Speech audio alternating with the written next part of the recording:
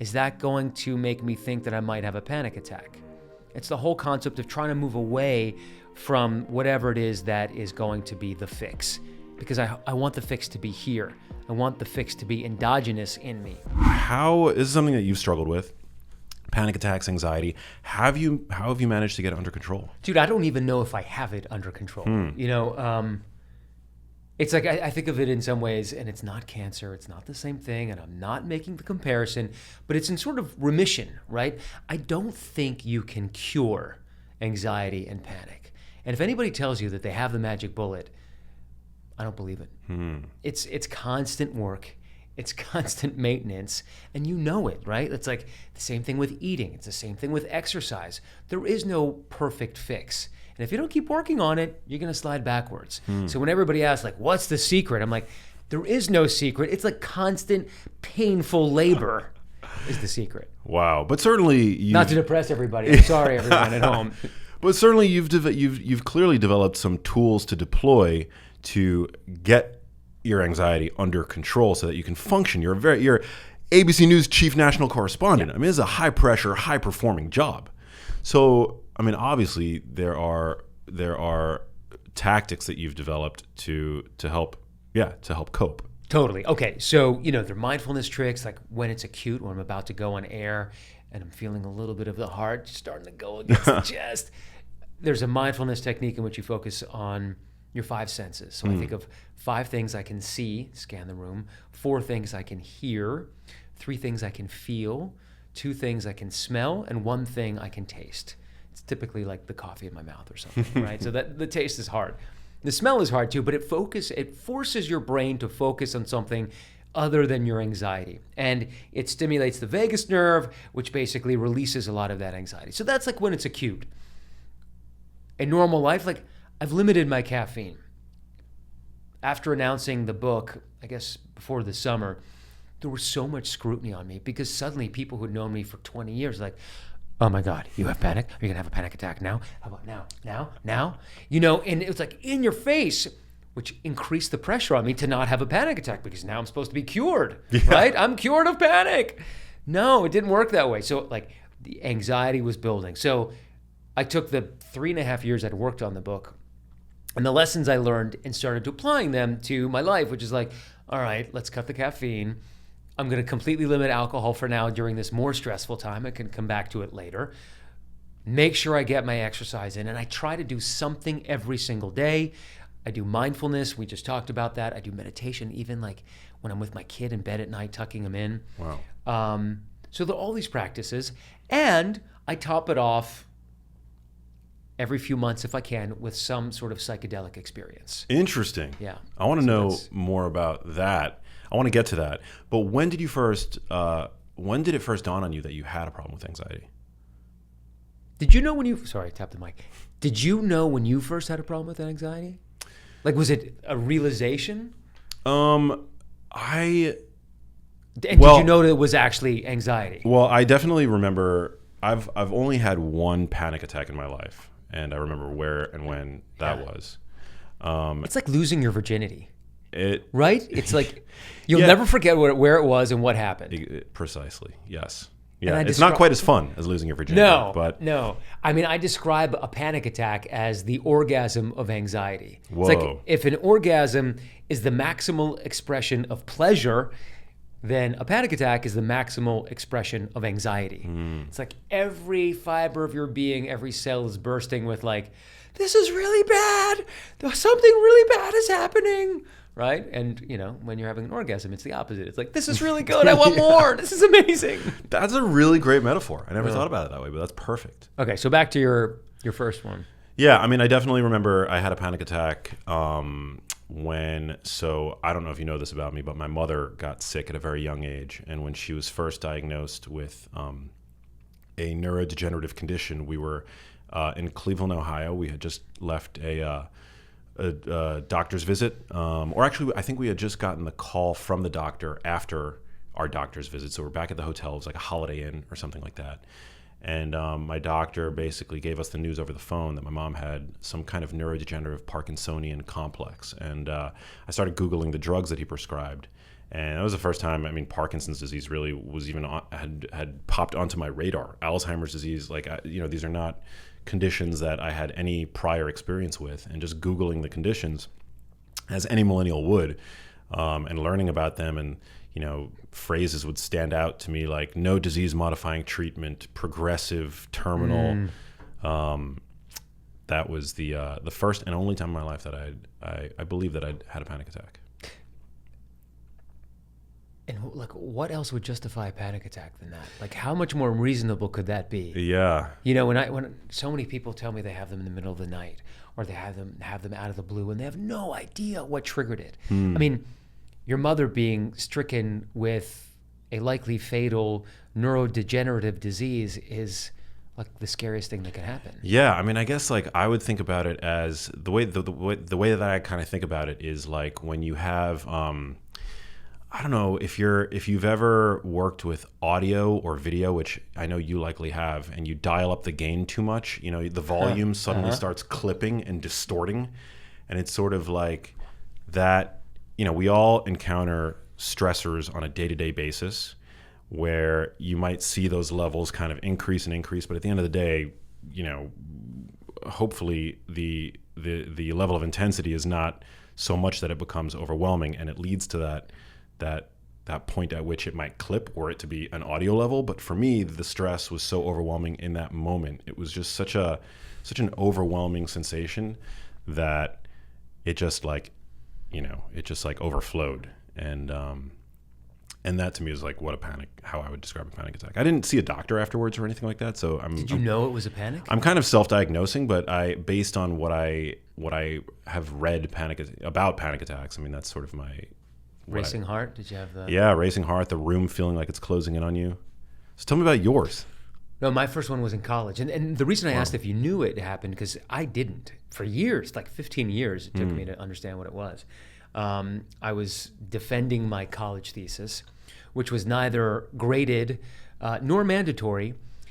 And I got up there and I'm standing at the podium. Well, before I heard my name called, and then something happened to my body. Whoa. It was like I was molting into a werewolf, and like you feel your skin's coming out, and then there's a pack of feral cats at my neck. I was like, oh my God, I was wearing a turtleneck. Yeah, wild. My heart was slamming.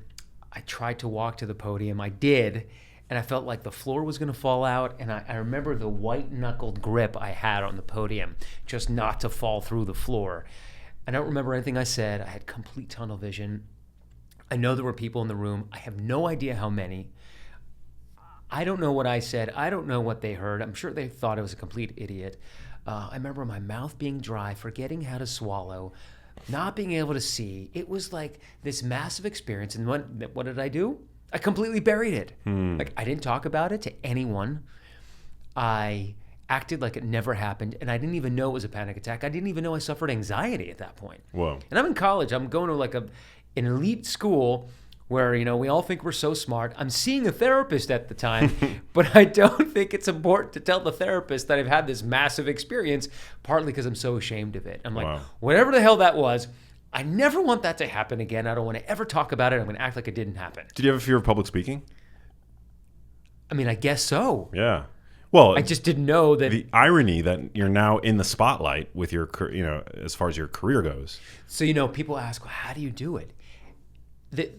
Okay, so taking aside that first experience and talking about my day-to-day job, which is like, just before I got here, literally 15 minutes before I got here, I was on air for World News Tonight.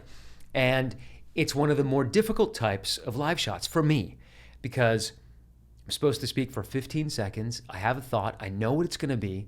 There's no reason to mess it up, right? It's like 15 seconds. It's probably about 60 words.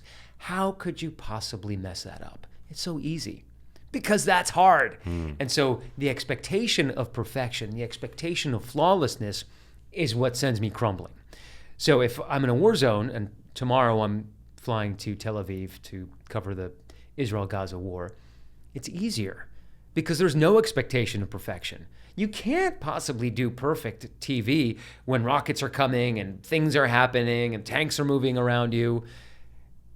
And that's, this is the strange dichotomy of for me of the performative aspect of TV. Yeah. Do you enjoy that aspect of it? I mean, you know it. Like when you're performing well and you feel like you're at the top of your game, Yeah. it's amazing. It's this drug. It's just fantastic. And when you fail, if you feel just like this, useless sack of nothingness, and you just want to, go sit in a corner for a bit. My career started out very similar to yours in the sense that I was an on-air correspondent for Al Gore's Current TV.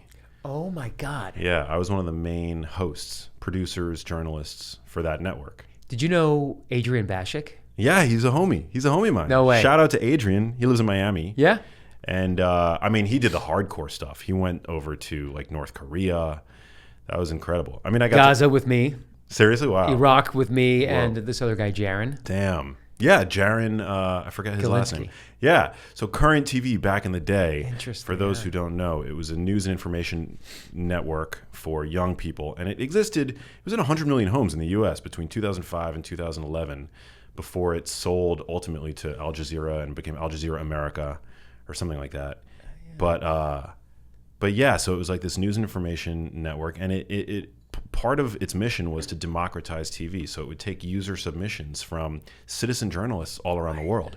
And Adrian, we called it viewer-created content. And I still have like some followers, like a very small group of followers that follow me, that have followed me from all the way back in the day. Wow. Which is super interesting. So shout out to any of those listening. But so Adrian and his homie Jared, they would send in all this incredible content that they would film at the front lines of like demilitarized zones and battlefields and things like that. And I never had any aspiration to do that. I was not that kind of journalist, but power to him and power to you, man. Like everything that you're doing. Do you feel safe over there when you're, now in Israel? It's strange. I do feel a sense of control when things are in chaos. And it's weird.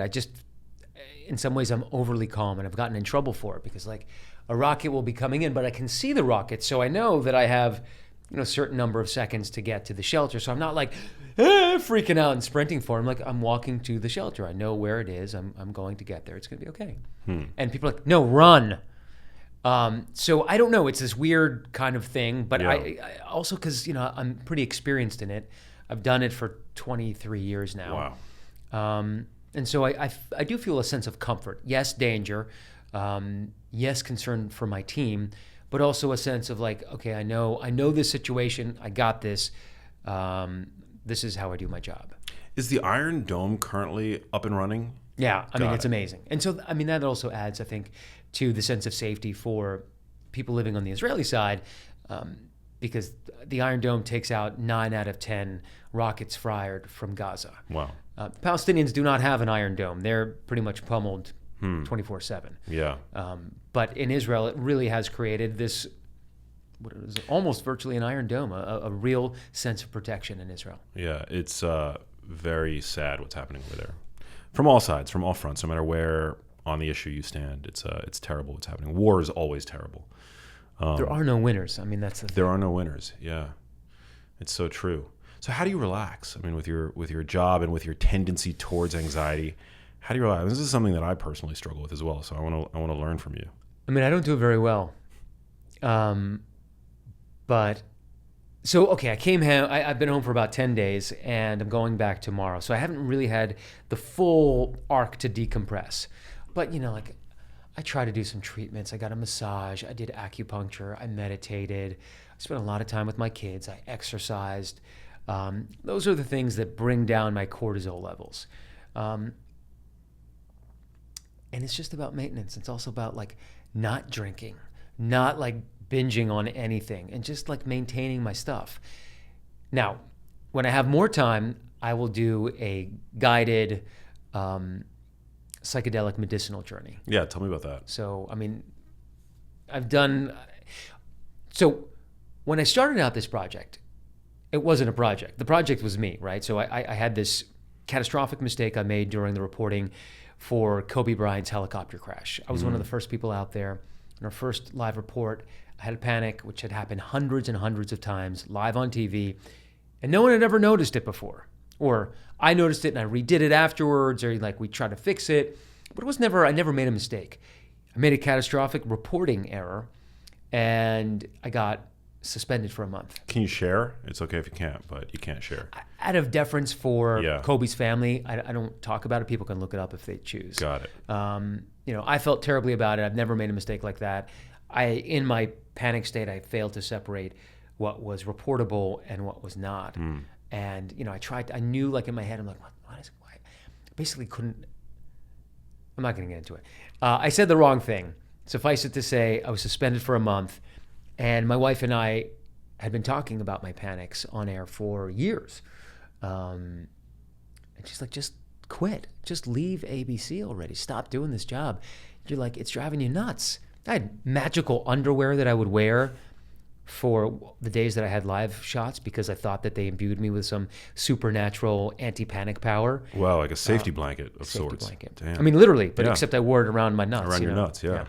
I would smoke before air, thinking that doing something so unbelievably unhealthy would, again, also give me power. I'd show up super late so I wouldn't have to stand there. And, it's like standing in Yeah. front of the camera waiting, and you're just like, Yeah. it's so nerve-wracking. I had all of these weird safety behaviors that essentially became superstitions, which only increased my anxiety because I'm priming my body to think that I'm about to have a panic attack. Right? I got my magic underwear. I smoked my cigarette. I did my calisthenics. I arrived late. Now I'm not going to have a panic attack. Oh, and it happened again. Fuck. And so like I was miserable. And my wife's like, just stop. Don't do this anymore.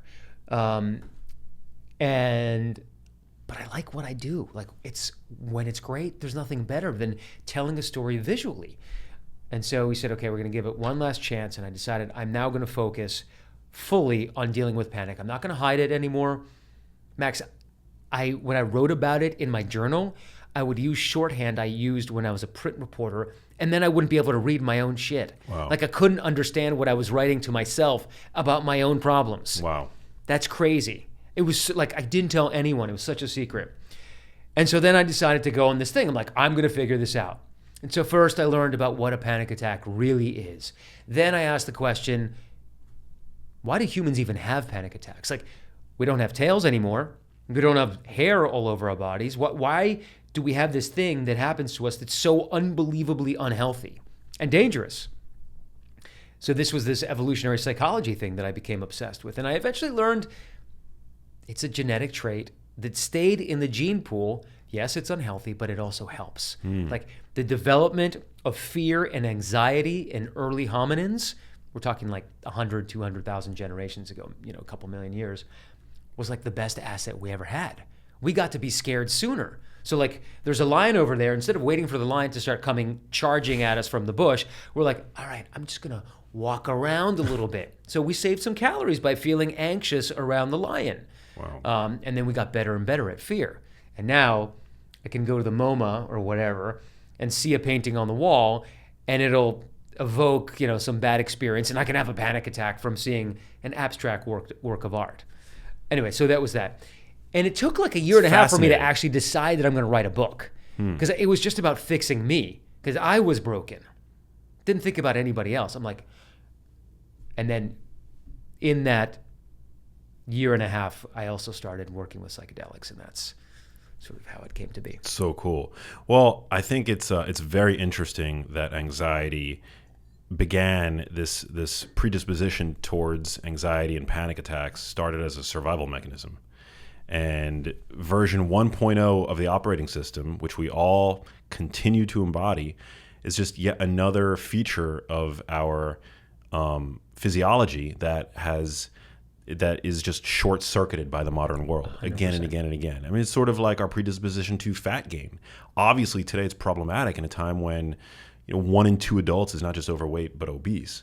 But your ability to store fat 500 years ago, 2,000 years ago, 200,000 years ago was a life-saving feature of your. And in fact, those who were better at storing fat were more likely to survive through the winter, right? I mean, that's what's so ironic about fat storage in humans and the way we digest, right? We laud people who have a fast metabolism, but it actually means we're inefficient. Yeah. We're not efficiently processing food. It's the people who gain weight more and quicker off smaller calories that are more efficient. Yeah. Exactly. They are the ones with the upgraded system Exactly. as far as evolution goes, right?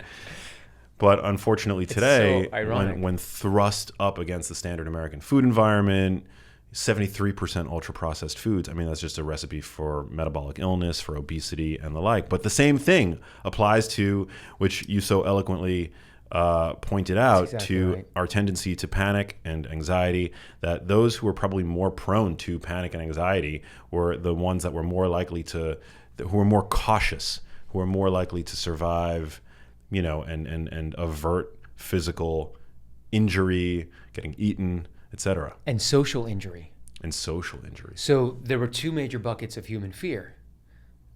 One was the physical fear, right? The lion's going to come bursting out of the bush and eat us, or we're going to get hit by a rock, or a splinter is going to get infected and kill us. The second was social fear, right? Because early humans only lived in small groups, right? A couple dozen people, few dozen people. If you ran afoul of your group, tribe, cave, wherever you are, in the savannah, in the woods, and they kick you out of the group, you're wandering the savannah, and the lion's going to come out of the bush and eat you. So we learned, again, through thousands of generations of processing this and honing those genes, we learned socially that breaking a taboo, being kicked out, and social rejection was tantamount to death, which is why we have a panic attack, because most of it is social. It's fear of public speaking, it's fear of being in a crowded place, or whatever it is. And we have this reaction, which is our brain pulling the fire alarm. It's telling us, fix whatever is going on now so you can live. Otherwise, you're in a really bad situation and you might die. Damn. And so we literally learn to associate social fears as being as threatening as being killed by a lion. Yeah, fear of rejection probably physiologically is not that much different than fear of physical injury. And we know that social rejection is as bad for our health as smoking a pack of cigarettes a day. And having smoked a pack of cigarettes a day for some time in my life, I can tell you it's not that healthy. But yeah, it's like massively unhealthy, this experience of social rejection. Another crazy thing happens when we feel social rejection. Our inflammation skyrockets and our immunity plummets. Because our body knows, oh, we're socially rejected, we're not going to be around other humans, so I don't need to waste energy on the immune system because I'm not going to catch those germs and viruses from other people.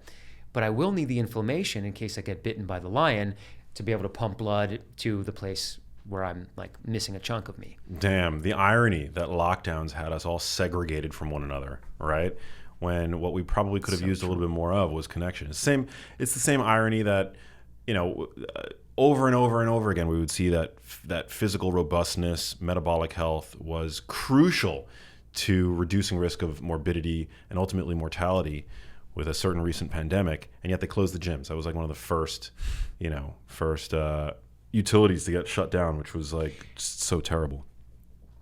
But yeah, and being a parent of children, I often wonder how the kid, my kids were really fortunate, so we fared fine. But there are lots of kids, especially here in LA, who really suffered, who developmentally are behind because they, for so long, were not accustomed to seeing the facial expressions of people other than their immediate family. And I wonder how the children fared in places like Idaho, where there were no lockdowns and life, sort of went on as it was before, and maybe more people died. But I wonder how the children fared. It's that crazy utilitarian question of what was more important. Yeah. Well, getting back to relaxation, this is something that I need to get better at personally, because I have just a very interesting case study. I was in Cabo recently, and I struggle with I rarely ever travel for pleasure because I don't like having idle hands. And so I was in this beautiful resort in Cabo, brought down for a speaking gig, and I had an extra night that was comped for me at the hotel, which was stunning. It was the Four Seasons in Cabo, incredible place to be, and I actually decided to come back to LA early because I just could not chillax. Wow. Yeah, I'm in like literal paradise down there, and I struggle with relaxation. I need to be either with friends, family, working, to be by myself, as beautiful as the location was, it was just something that I just could not do. And so I feel like this is something that I need to get better at. Well, it's kind of that forced perfection thing. It's like, oh, the situation is flawless. What's wrong with you that you can't relax in this flawless space? But no, it's kind of like, I don't think that's how people relax necessarily. Yeah. There's so much input when you're in a place like that. You feel like, oh, I'm at the beach. I'm at the beach in Cabo. I've got to go outside. I've got to go try this gym. I got to try the restaurant. I have to really enjoy this. And there's a pressure there. Yeah. So like for me, the greatest relaxation is sitting at home and reading a book with my kids in the other room. Yeah. Like away. Like I take like little vacations to do the thing where I have no input. There's no stimulus. And that's how I relax. I mean, I prefer doing it, in a more relaxing situation, but it's minimizing the input of the day-to-day and simplifying whatever it is that I'm doing. And I don't need to have the luxury thing because it actually makes me feel like I have to get out and do stuff. I have the exact same reaction. Interesting. Yeah, it was like some like White Lotus shit where I was just like, as beautiful as the scenery was, and being at the beach and the clean air and the delicious food and the incredible room, I was just having anxiety about the fact that I was there more or less by myself, and I had all these other relationships that were back home that needed, that I felt I was better off being back home to tend to, and yeah, I don't know. My assistant Sydney was like yelling at me, screaming at me actually, that it was ridiculous that I decided to come back early, that I need to like go back and see my therapist. But the thing is, you did what you felt you needed to do. So you took agency over your situation. You're like, this is not working. I'm not going to stay. I'm going to go. Mm-hmm. I'm going to leave this nice, lovely hotel suite in Cabo at the Four Seasons. Schmuck! Yeah. No, and I think that that is also very important to know where we stand and to take action and assert agency in our own lives to make decisions that we know are better for us. Yeah. I would have had the same exact reaction. Yeah. Also, we forget, again, talking about genetics, we humans are worker bees.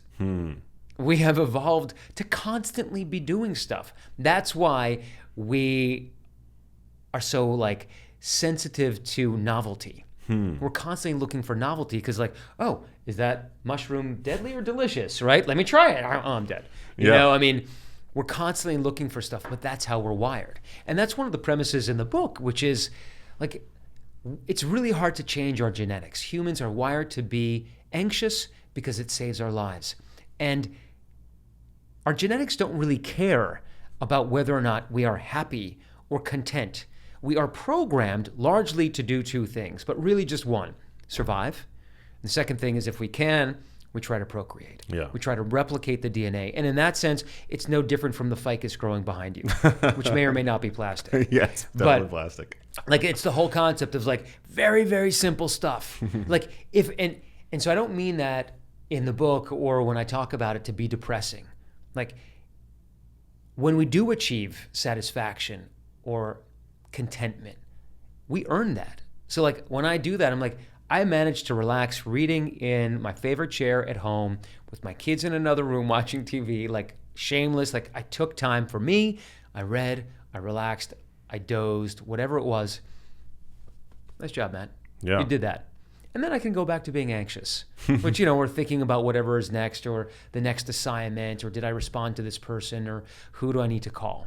Do you know what I mean? It's just taking those little victories and then feeling good about it instead of always being told oh, I suck at relaxation. I failed at relaxation.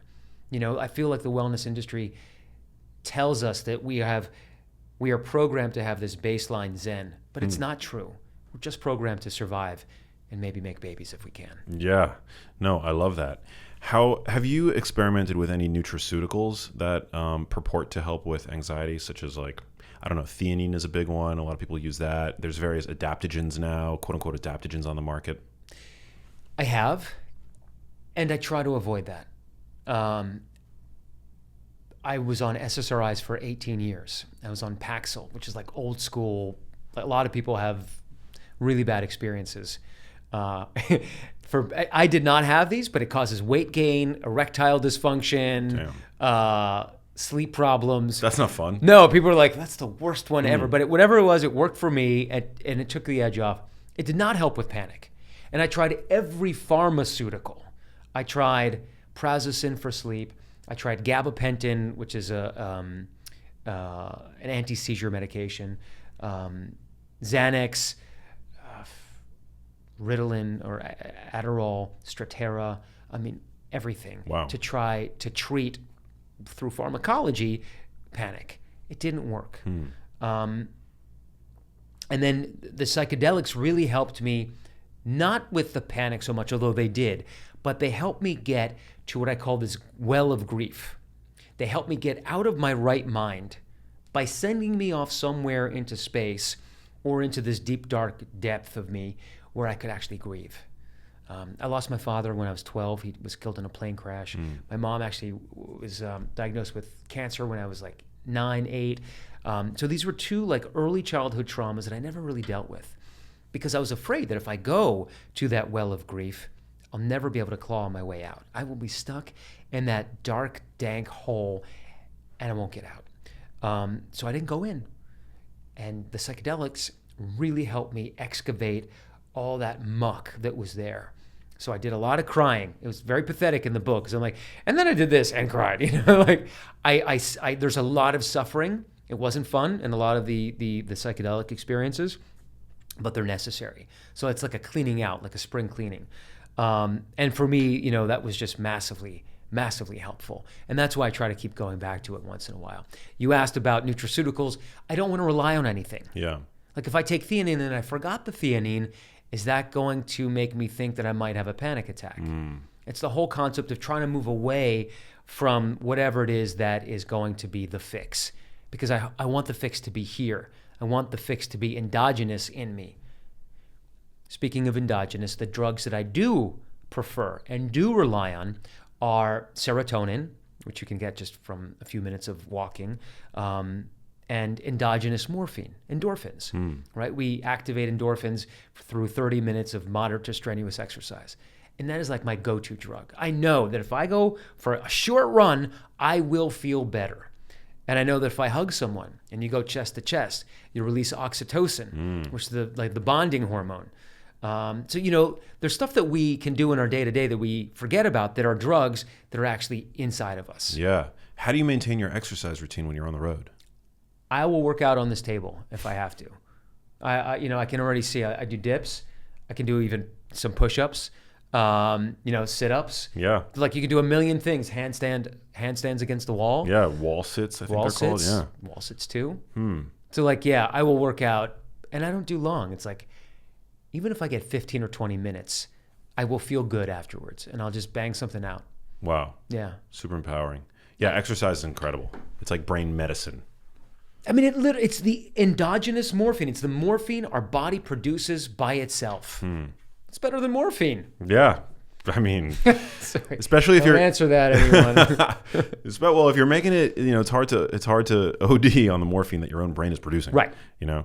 So to that end, I think it's amazing advice. And there's all kinds of data now supporting this, that whether it's anxiety or depression and whether you prefer cardio style aerobic exercise or resistance training, they're all effective. Exactly. You just have to move something a little. Yeah. And even a few minutes really makes a difference. And I'm not a zealot. And I literally, I mean, you can see I'm a pretty small guy. Like, I don't do more than half an hour. I don't need to get or lift hundreds and hundreds of pounds. Yeah.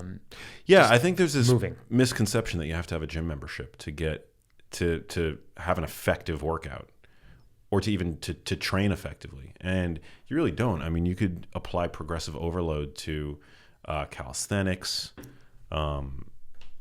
push-ups. You could start, like if push-ups if they get too easy for you, you just throw on a backpack, a weighted backpack. There's a lot that you can do. Find something to do pull-ups on. Or slow it down. Yeah. Slow the push-ups down. Slow it down. Really pause. Works. Yeah. There's a lot you can do. I have never had a gym membership in my life. Ever? Ever. That's maybe I did and I didn't, but no. I've never gone to a gym Interesting. as a member. I admire that. Ever. I admire that. I love being in the gym. I love like the gym environment. I'm so obsessed with time. So like, and especially when, as a dad who travels, like when I'm home, I want to be home. So I work out with my kids right next to me. Like they're puttering around or, we're playing catch and I'm like push-ups and then I jump up, do some pull-ups. Yeah. And so I'm always trying to incorporate them when I can into the workout. So I don't want to go to a gym, spend an hour, come back. That's at least 90 minutes. So like I try to do it 30 minutes. If the kids are around, great. Just like, I know it sounds nuts, but I just try to do as much as I can in the smallest amount of time. Yeah, no, I love it.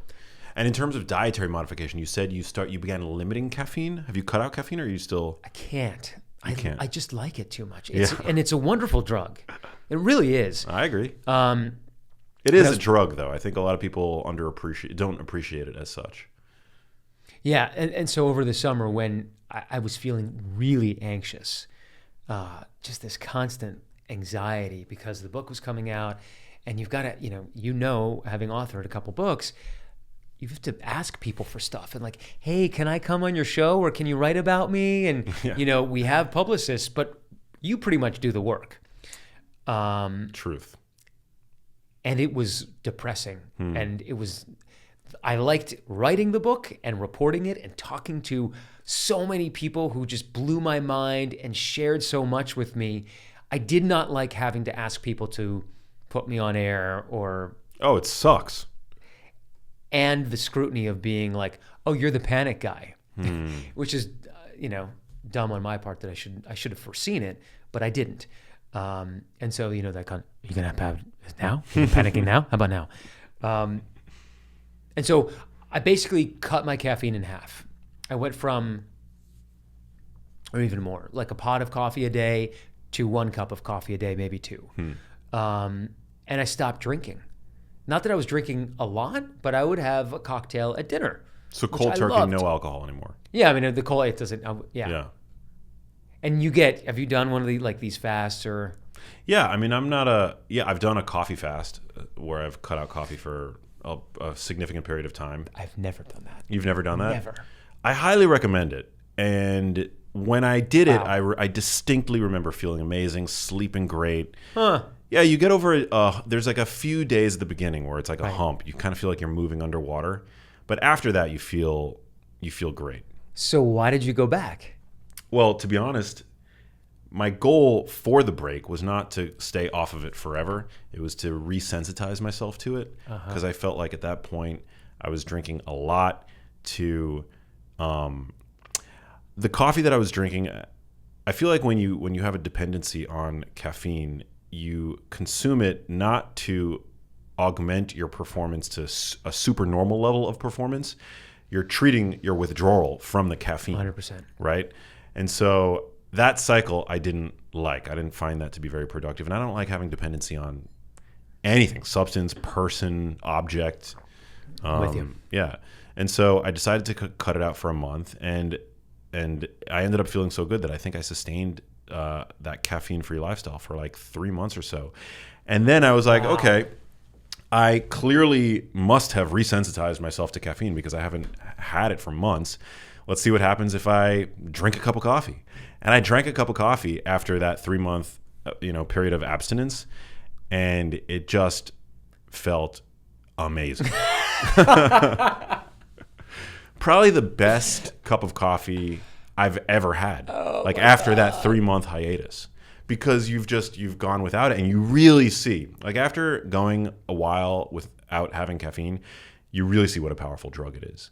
At this point, we're all just kind of like treating our withdrawal from it. Totally. But yeah, and I think the other major reason is that I am pretty confident that coffee is a very healthful beverage. Like I think it's if you can foster a healthy relationship with it, and you don't consume it too late in the day, and you're not prone to anxiety and panic, then I think that it is a really healthful beverage. I mean, it's rich in antioxidants.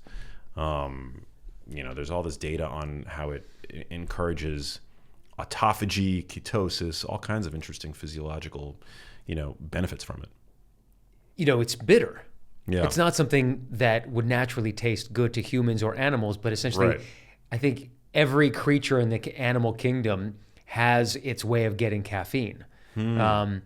And we've come to associate the goodness of it despite the bitterness. And there's some science on it that I don't know. But that is the most impressive fast of any that I've heard. Yeah. Like even the people who lay off the booze for a few months, and it's, like it's hard if you're in a social situation sometimes, but then you get used to it. Yeah. And then you're fine. Yeah. I mean, but the caffeine for 3 months, that's like... I swapped it. Salute that. Here's a tip. If you ever want to attempt this for yourself or anybody listening, you swap it with decaf, but make sure that you're getting a good decaf, like a Swiss water process decaf. And there are other stimulating compounds in it. And you do benefit from some of that. There is a bit of a placebo, even though it's decaf. You get that classical conditioning benefit of you're still making it as part of your morning ritual, so that's there, and I did that, and so that was really helpful in terms of weaning me off the real stuff. So for over a year now, year and a half, almost 2, I've done half calf. Half calf. So I'll never drink unless I'm out. I will not drink full calf. Yeah, half calf is great.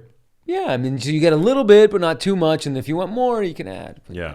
No, I mean, coffee's great. Okay, we've established the coffee. I've been meaning to do another hiatus from it, but I just, I love it too much, and I just haven't gotten around to it. But have you ever? Well, I guess you've smoked, but have you? I guess nicotine is another thing that I really enjoy microdosing with lately. Not from cigarettes, Of course, yeah. Tobacco-free nicotine lozenges. There's a company called Knick Knack. I have no commercial affiliation with them, but Not yet, at least. not yet. Sponsor me, Knick Knack. No, but it's a very small company. They're an upstart, but it's a very clean product. They don't use any like artificial sweeteners or anything like that. And so I notice whenever I take like the 3 milligrams before, it is a stimulant, but it doesn't affect my sleep ever. In any significant way. I don't take it every day, so I maintain that sensitivity to it. And I take it before I have to like do television, for example, because it also has an anxiolytic property where it reduces anxiety. Yeah, which smokers, I mean, they smoke to reduce anxiety. But I always thought I think smoking increases anxiety. Well, it probably increases it because once it becomes an addiction, right? The way that I've heard it described, and I don't know this for sure, so if you have an addictive personality, if you're prone to addiction, don't take my word for it, but the lozenges, they don't hit your brain at the same speed, nor do they contain the same dose as inhalable combustible tobacco. So it's a lot less addictive to do those like lozenges every now and then than like smoking would be, for example. So have you ever done ayahuasca? No. Okay, so have you? I did, yeah. I did a whole retreat in Peru, and one of the most shocking things, aside from the voluminous amounts of vomit and diarrhea, is the amount of tobacco they smoke. And so the shamans smoke a species of tobacco called mapacho, and it's different from what we smoke, but it's considered one of the sacred plants because of all the properties that you just mentioned. And it's considered a very powerful sacred plant. Wow. And so they smoke it throughout the whole ceremony. And even as, a former inveterate and sometimes still smoker, like being in this room full of the smoke, we're just like, it's a little bit oppressive. Have you ever tried Hape? Does that ring a bell? Yeah. It's the tobacco that like... RAPE. Yeah, RAPE. Yeah. Somebody blows up your nose. I've never tried that. They do this, and they actually it's like a pesto. It's this goopy, soupy, not goop. It's like a pesto, and they spoon it into your nose, into one side, and it's basically like breathing mace. Damn, it's horrific. It's just like you burn your whole nasal cavity. Holy cow! It's really uncomfortable. Damn. And then you gag, and everything like on these retreats, like Hape makes you pretty much puke. So everywhere you go, they always have this plastic puke bucket with you. Damn. So like we did ayahuasca and then Rape, and then we did this purging thing where you drink uh, 5 liters of lemongrass tea and then throwing.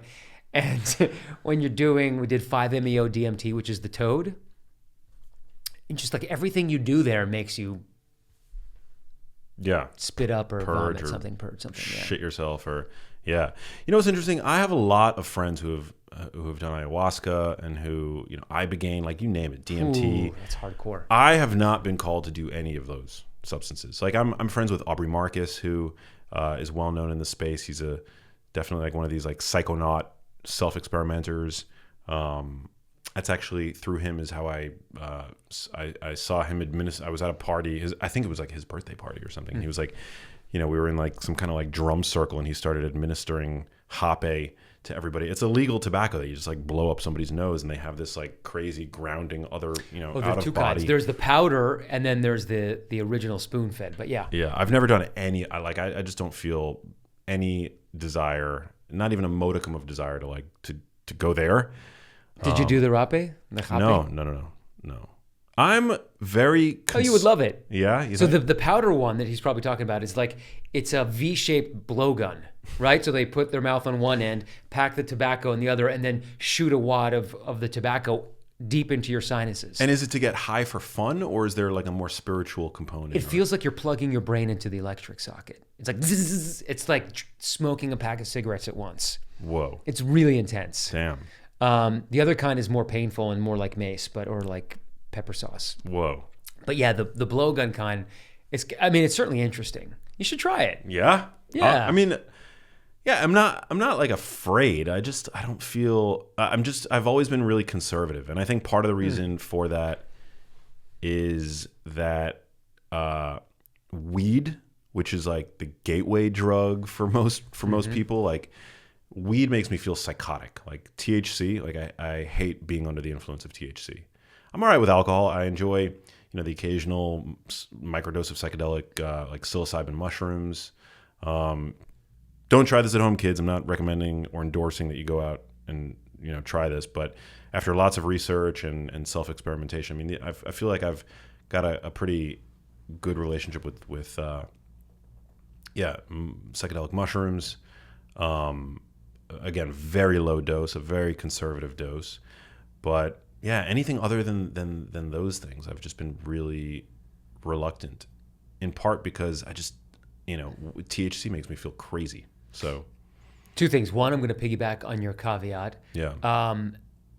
Every single thing that I tried was under the care of either an actual psychiatrist or psychologist or a professional facilitator.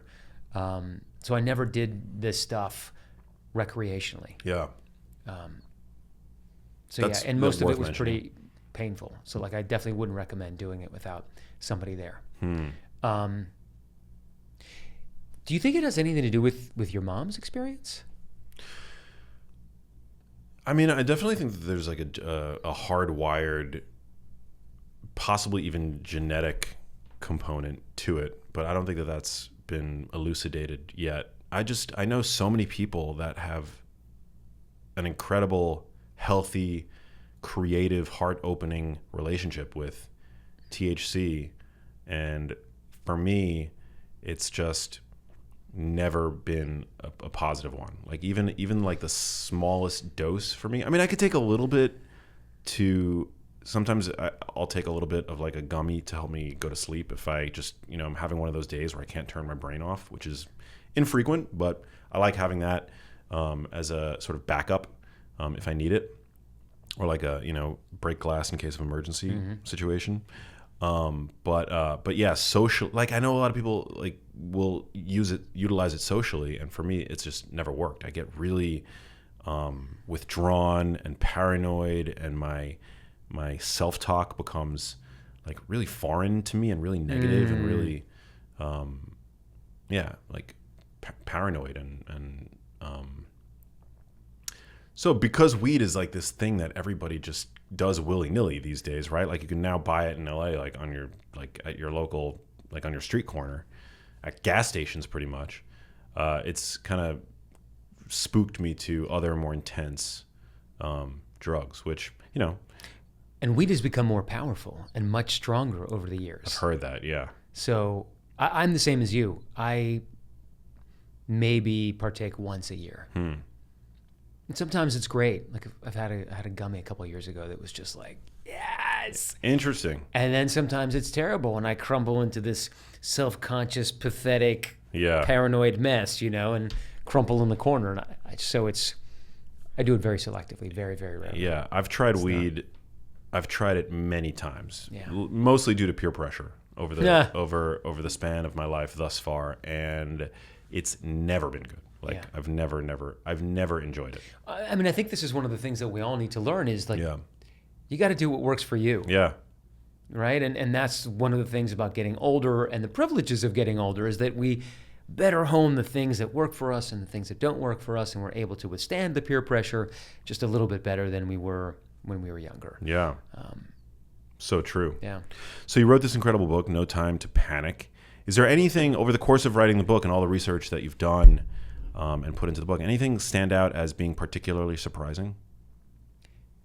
I think the notion that panic is normal to me was the thing that's sort of most like, first of all, because it relieved me of the shame. So I was carrying around this 1,000 pounds of concrete shame around me after every panic attack. Why are you so broken? What is wrong with you? Why can't you just do this thing? Get your shit together, And I spoke to this one of the founders of evolutionary psychiatry, Randy Nesse, who started to describe this. And he's like, no, panic is normal.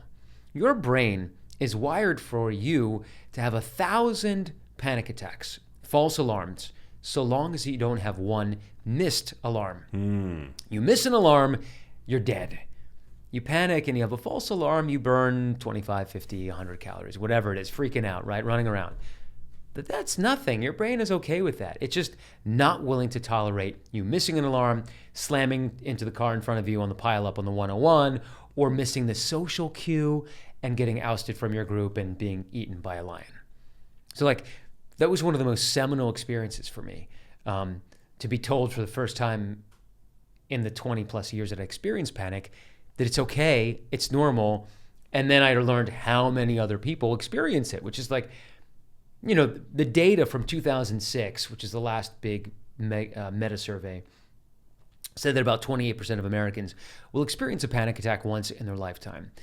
But because people like me in 2006 would have answered that, if you had polled me in 2006, I would have said, no, I've never suffered a panic attack. And I would have answered truthfully, I didn't know I had a panic attack, although I'd had one, several by then. I think most people don't know. And so the number of psychologists who are in the field talk about is probably closer to 50% of Americans would experience a panic attack in their lifetime. And the more out of touch we get with our physiology and psychology, the larger that number is likely to get.